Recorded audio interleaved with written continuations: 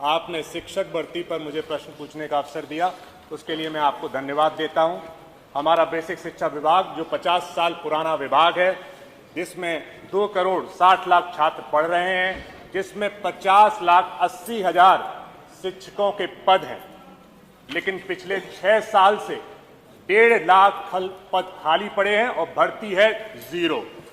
वो विभाग जो आदरणीय नेताजी मुलायम सिंह जी और आदरणीय बाबूजी कल्याण सिंह जी का पसंदीदा विभाग था, जिन्होंने प्राथमिक विद्यालयों को विस्तार से बढ़ाने के लिए और शिक्षक नियुक्तियों को करने के लिए विशेष योगदान दिया, आज वही शिक्षक जो क्लास में भी पढ़ाता है सर, टेस्ट भी देता है, कॉपियां भी जांचता है, प्रोग्रेस रिपोर्ट भी बच्चों की बनाता है, अटेंडेंस भी लगाता है, स्कूल के रिकॉर्ड भी मेंटेन करता है, गवर्नमेंट पोर्टल को भी अपडेट करता है, मिड डे मील चलाता है, टेक्स्ट बुक बांटता है, इलेक्शन ड्यूटी में भी जाता है, सेंसस पे भी काम करता है, कोविड के खराब समय में प्रदेश सरकार का मदद करता है, सर्वे करता है और अभी फिलहाल में SIR का जो जबरदस्त काम करता है। ऐसे शिक्षकों को इतनी जरूरी काम जो ये शिक्षक करते हैं, उनकी भर्ती पिछले 6 साल में 0।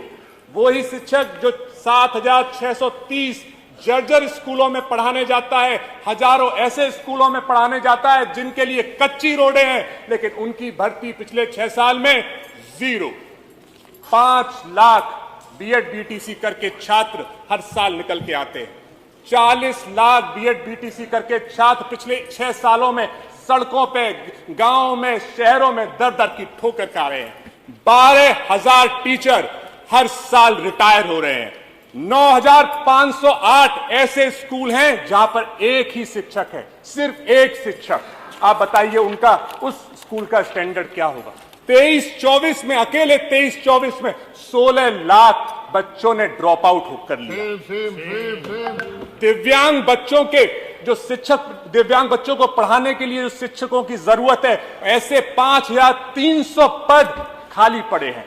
पढ़ाई की गुणवत्ता गिर रही है, शिक्षकों पर ओवरलोड है, मानसिक और शारीरिक दबाव है, स्कूलों में को करिकुलर एक्टिविटीज 0 हैं सर। सरकारी योजनाओं में भी कभी कभी इंप्लीमेंटेशन में कमी आ जाती है, और RTE जो राइट टू एजुकेशन, जो उसका भी उल्लंघन है, उसमें भी अनुपात उसके हिसाब से कम है।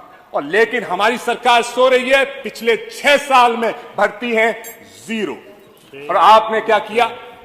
उत्तर प्रदेश की सरकार ने क्या किया? आदरणीय मंत्री जी हैं, आदरणीय मंत्री जी ने कहा 2017 से पहले कोई काम ही नहीं हुआ। 2017 से पहले आदरणीय बाबूजी भी मुख्यमंत्री रहे, आदरणीय नेताजी भी मुख्यमंत्री रहे, आदरणीय राजनाथ सिंह भी मुख्यमंत्री रहे, सभी ने शिक्षक विभाग को आगे बढ़ाने का काम किया।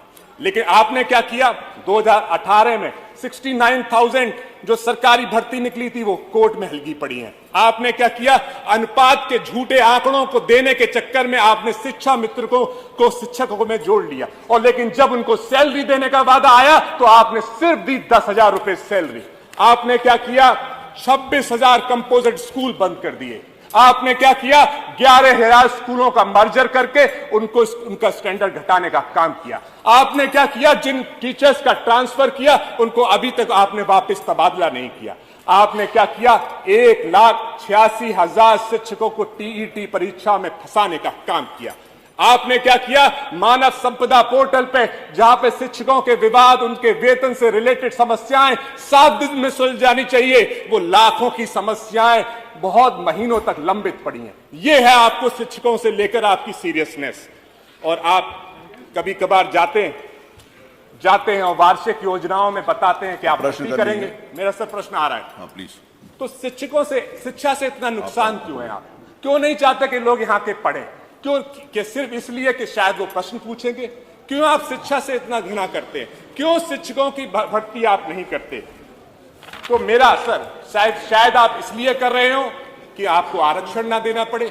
आरक्षण देंगे तो पिछड़े, दलितों, पीड़ित परिवार के लोग शिक्षक बनेंगे, आपसे सवाल उठाएंगे, मुख्य धारा से जुड़ेंगे। हो सकता है आप आरक्षण के खिलाफ हो, इसीलिए शिक्षा के खिलाफ हो। आदरणीय बाबूजी ने कहा था, आरक्षण आपका हक है, आपका अधिकार है, छीन लो। इस मानसिकता से बाबूजी ने बीजेपी को भी बढ़ाया था, आपको भी शिक्षा दी थी। तो आदरणीय मंत्री जी से मेरा सवाल है कि जो रिटायरमेंट दर है हर साल की, 12,000 लोगों के जो रिटायर हो रहे हैं, और जो खाली पद है उनको ध्यान में रखते हुए खाली पदों को समयबद्ध भरने से और रिटायरमेंट दर के हिसाब से हर साल शिक्षक भर्ती निकालने पे क्या सरकार विचार करेगी, और करेगी तो कब तक, और नहीं करेगी तो क्यों नहीं। प्रभु नारायण।